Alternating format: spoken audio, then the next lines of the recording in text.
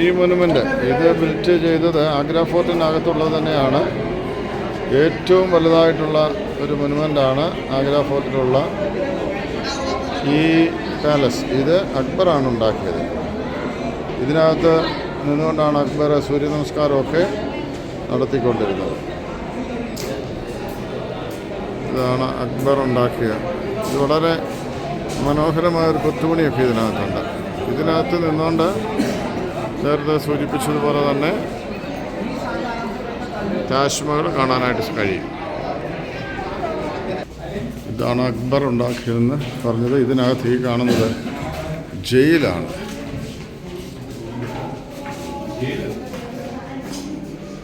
മീന മസ്ജിദ്.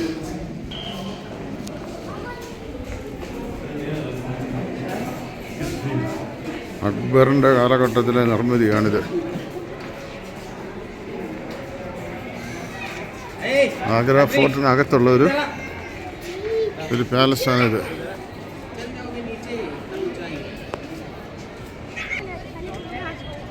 നോക്കിയേ, ഇവിടെ നിന്നാൽ മനോഹരമായിട്ട് താജ്മഹൽ കാണാം. ഇപ്പോൾ ഇതിൽ പകലായതുകൊണ്ടും മഞ്ഞ് അല്പമുണ്ട്, മേഘാവൃതമാണ്. അതുകൊണ്ടൊക്കെ വളരെ ക്ലാരിറ്റി കിട്ടുകയില്ല താജ്മഹൽ ഇവിടെ നിന്ന് കാണുവാനായിട്ട്. നോക്കാം, ശ്രദ്ധിച്ച് നോക്കാം. ഇവിടെ കാണാൻ സാധിക്കും. ഇതൊക്കെയെന്ന് പറഞ്ഞാൽ കിടങ്ങുകളാണ്. ഔട്ടർ ഗേറ്റും മതിലുമൊക്കെയാണ്. ഇതിനകത്തുനിന്നൊന്നും ശത്രുക്കൾക്ക് അങ്ങനെ കയറാനായിട്ട് സാധിക്കില്ല.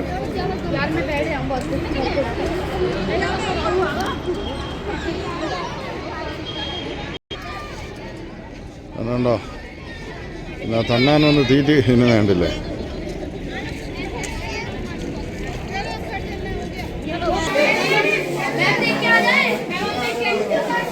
മദീന മസ്ജിദ് 1635 ഉണ്ടാക്കിയതാണ്. മാർബിൾ കൊണ്ടാണ്.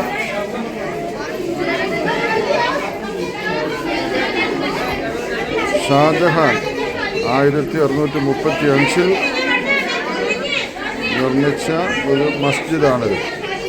അതിലേക്ക് പ്രവേശിക്കാം. ഇത് ഷാജഹാൻ ഉണ്ടാക്കിയ മസ്ജിദാണ്. Complete white മാർബിൾസാണ്. 1635 ഉണ്ടാക്കിയ മസ്ജിദ്.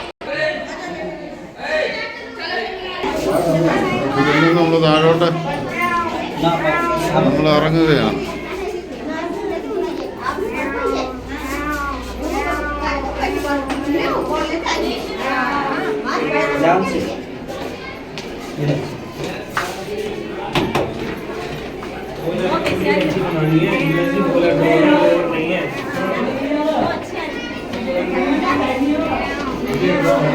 വാ, എന്ത് മനോഹരമാണ് ഇതൊക്കെ കാണുവാനായിട്ട്.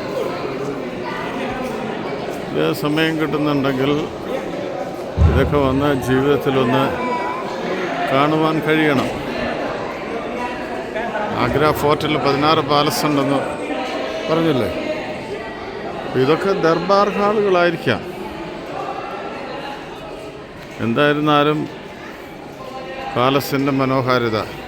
മൈസൂർ പാലസിൻ്റെ ഫ്രണ്ടിൽ ഇതേപോലെ തന്നെ ഉണ്ട്. ഇതെല്ലാം മുഗൾ സാമ്രാജ്യത്തിൻ്റെ ആർക്കിടെക്ചറാണ്. അത് നമ്മൾ മനസ്സിലാക്കുക.